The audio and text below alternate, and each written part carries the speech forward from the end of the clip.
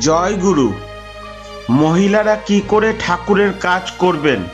আমাকে বহু মহিলারা জিজ্ঞাসা করেন কি করে ঠাকুরের কাজ করব।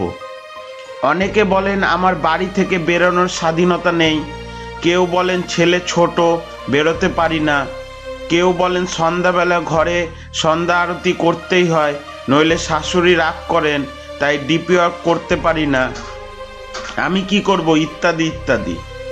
এই প্রসঙ্গে সবথেকে প্রথম এবং প্রধান কথা যেটি তা হলো মেয়েদের কাজ কিন্তু অন্দরমহলে।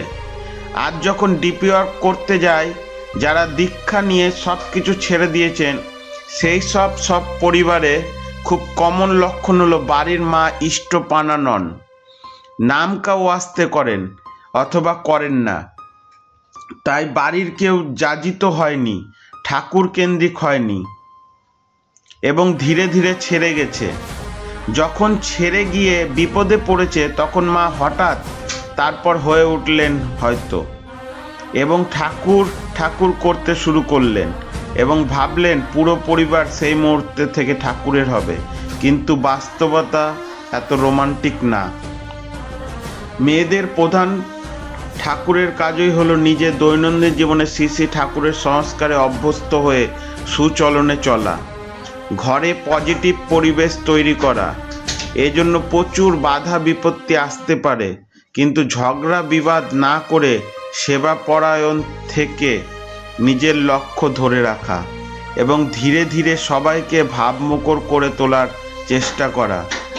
আমরা মেয়েরা সাধারণত পবিত্র মুখর ছোট ছোট জিনিসের জন্য লড়াই করি খুব, যেমন শাড়ি গয়না, ঘোরা বেড়ানো, ঘরের জিনিসপত্র, বাড়ি গাড়ি, আর একটু উপরে উঠে ছেলে মেয়ের লেখাপড়া নিয়ে পাগলামি ইত্যাদি। কিন্তু ঠাকুরকে নিয়ে লড়তে গেলেই আমাদের শত শত অজুহাত চলে আসে, তখন আর দমে কুলায় না, ঠাকুরের চাহিদা থাকে না, কিন্তু ঠাকুরকে নিয়ে চলার সুখ এবং শান্তিটুকু পেতে চাই।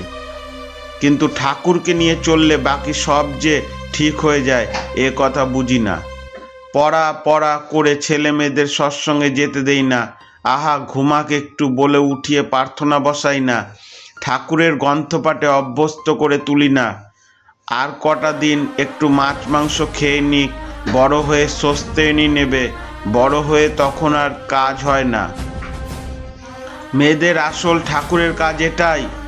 তারপর বাইরে বের হওয়া, সেই সময়টা বেছে নেওয়া যখন বাইরে গেলে সমস্যা হবে না, বা সব গুছিয়ে বাইরে বেরানো যাতে কেউ অসুবিধায় না পড়েন, অর্থাৎ ঘরে বাইরে সামঞ্জস্য বজায় রেখে চলা।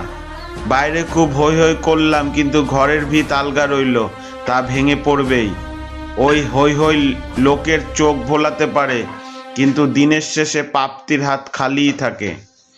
আবার ঘর করে, অর্থাৎ ঘরে ঠাকুরকে ডাকলেই হবে, অত বাইরে গিয়ে কি হবে এই চিন্তাও ঠিক নয়। তাতে ঘরের জীবন ভাটা চলে আসে এবং ঠাকুর শুধুমাত্র অভ্যাসে পরিণত হয়, ভাব হারিয়ে যায়। সন্তান কিন্তু ঘরের এবং বাইরের আমিকে অনুসরণ করে। বাইরে আমি কত হাততালি পেলাম তার উপর কোনো প্রভাব বিস্তার করে না। বাইরের মানুষের সাথে আমার আচরণ কেমন এবং ঘরে সে এই ন্যাংলা মাকে দেখেই যা কিছু শেখার শেখে।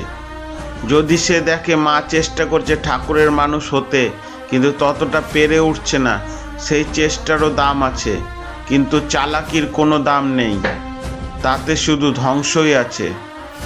জয় গুরু।